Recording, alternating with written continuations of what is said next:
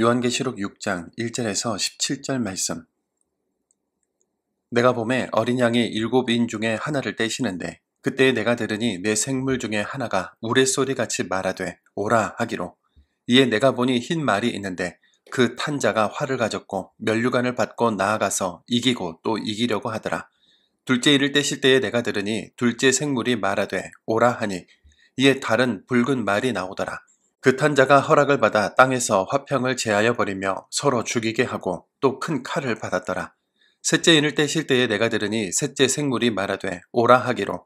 내가 보니 검은 말이 나오는데 그 탄 자가 손에 저울을 가졌더라.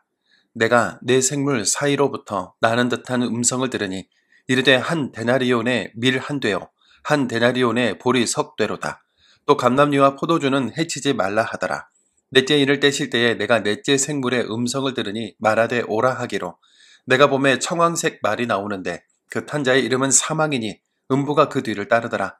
그들이 땅 4분의 1의 권세를 얻어 검과 흉년과 사망과 땅의 짐승들로서 죽이더라. 다섯째 인을 떼실 때에 내가 보니 하나님의 말씀과 그들이 가진 증거로 말미암아 죽임을 당한 영혼들이 제단 아래에 있어 큰 소리로 불러 이르되 거룩하고 참되신 대주제여 땅에 거하는 자들을 심판하여 우리 피를 갚아주지 아니하시기를 어느 때까지 하시려 하나이까 하니 각각 그들에게 흰 두루마기를 주시며 이르시되 아직 잠시 동안 쉬되 그들의 동무 종들과 형제들도 자기처럼 죽임을 당하여 그 수가 차기까지 하라 하시더라. 내가 보니 여섯째 인을 떼실 때에 큰 지진이 나며 해가 검은 털로 짠 상복같이 검어지고 달은 온통 피같이 되며 하늘의 별들이 무화과 나무가 대풍에 흔들려 설익은 열매가 떨어지는 것 같이 땅에 떨어지며 하늘은 두루마리가 말리는 것 같이 떠나가고 각 산과 섬이 제 자리에서 옮겨지매 땅의 임금들과 왕족들과 장군들과 부자들과 강한 자들과 모든 종과 자유인이 굴과 산들의 바위 틈에 숨어 산들과 바위에게 말하되 우리 위에 떨어져 보좌에 앉으신 이의 얼굴에서와 그 어린 양의 진노에서 우리를 가리라. 그들의 진노의 큰 날이 이르렀으니 누가 능히 서리요 하더라. 아멘. 요한계시록 6장에서는 두루마리에 봉인된 이를 떼어내면서 본격적인 하나님의 심판이 시작됩니다.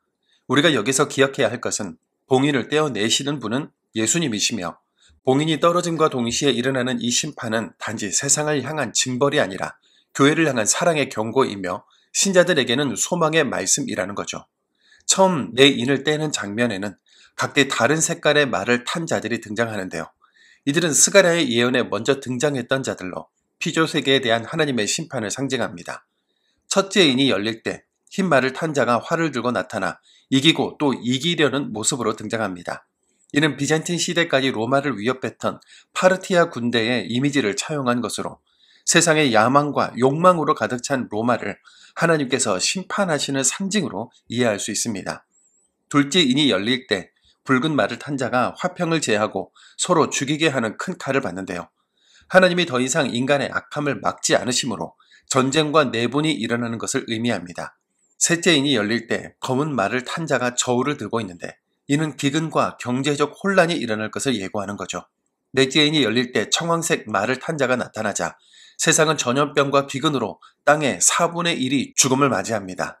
창조 질서가 무너지고 인간의 생명이 위협받는 상황인 거죠. 이러한 재앙들은 일종의 경고이며 오래 참으시는 하나님이 모두에게 회개할 기회를 주시려는 목적이 있는데요. 다섯째 인에서는 심판이 일어나지 않고 죽임당한 순교자들이 나타나 하나님의 공의로운 심판이 왜 지연되느냐고 묻죠.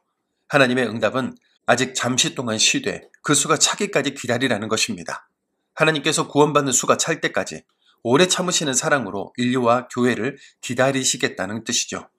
여섯째 인이 열릴 때 해와 달과 별, 하늘과 땅이 흔들리는 우주적 재앙이 일어나고 온 세상은 극심한 공포에 휩싸입니다. 그러나 이러한 재앙의 목적은 단순한 파괴가 아닌데요. 하나님의 심판 가운데서도 여전히 회개의 기회를 허락하십니다. 다만 그 기회가 영원하지 않다는 점은 반드시 기억해야 할 중요한 사실이죠. 요한계시록 6장은 다음과 같은 본질적인 질문, 진노의 큰 날이 이르렀으니 누가 능히 서리요 하며 끝을 맺는데요. 이 질문에 대한 답변은 바로 다음 장인 7장에서 주어집니다. 14만 4천 명, 완전수 12를 서로 곱한 것에 충만함을 상징하는 천이 곱해진 수인데요. 하나님의 구원은 결국 모든 세대, 모든 이들에게 임할 것이며 하나님의 기다리심과 보호 아래에서 능히 구원받게 될 것을 의미합니다. 요한계시록은 말세를 살아가는 성도들에게 경고와 위로를 동시에 주는데요. 우리는 어느 때까지입니까? 라고 묻지만 하나님은 그 수가 차기까지 하라고 말씀하십니다. 종말의 때를 살아가는 교회와 성도는 계시록을 묵상하며 심판과 경고 속에 담긴 하나님의 인내와 사랑의 표현들을 묵상하고 기억하며 더욱 깨어 있어야겠습니다. 그리고 믿지 않는 가족들, 지인들, 사랑하는 이들이 주님 품에 안길 그날까지 믿음으로 끝까지 견디며 주님의 음성에 순종하는 우리 모두가 되기를 소망합니다. 사랑의 주님, 심판 가운데서도 회개의 기회를 주시는 주님의 오래 참으심에 감사를 드립니다. 미지근함을 버리고 믿음으로 깨어있는 우리가 되게 해주십시오. 이 유보된 시간 동안 게을러지고 나태해지는 것이 아니라 주님을 더 깊이 알고 주의 말씀에 더욱 순종하게 해주셔서 심판의 날 주 앞에 부끄럼 없이 설 수 있는 교회와 성도들이 되게 하여 주옵소서. 믿음이 도저히 들어가지 않을 것 같은 이들에게도 하나님의 사랑이 전해질 수 있도록 하나님의 강권하시는 사랑이 마침내 승리하게 하여 주옵소서. 예수님의 이름으로 기도드립니다. 아멘.